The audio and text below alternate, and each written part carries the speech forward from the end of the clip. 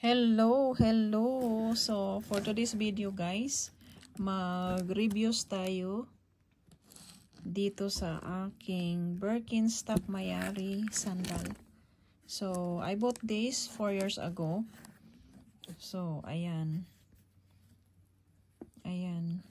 Luma na talaga guys. Naka 4 years na to sa akin. Tapos tingnan nyo naman. Ayan siya oh. Biak dyan.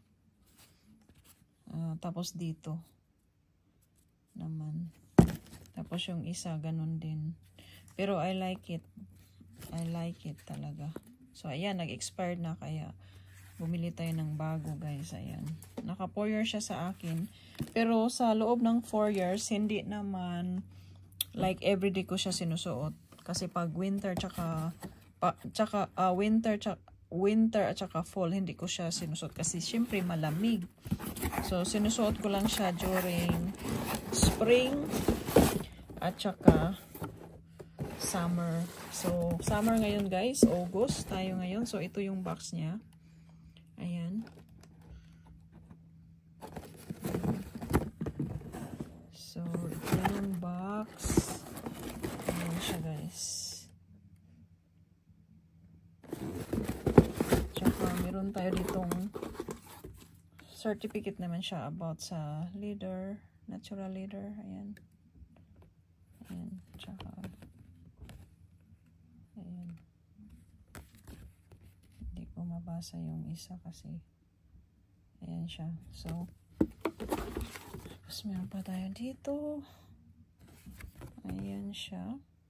Ayan ang ating resibo.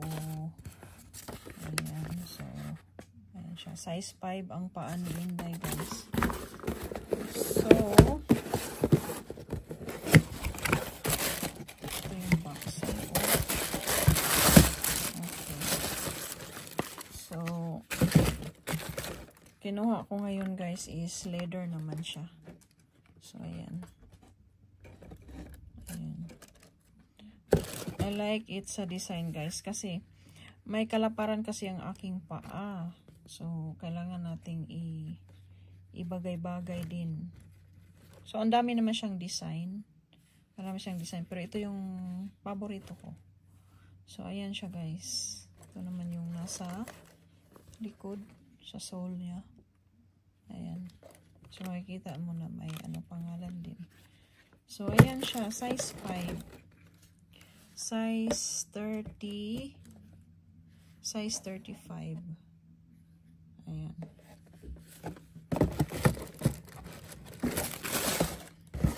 So, yan lamang guys. Thank you for stopping by. I recommend this.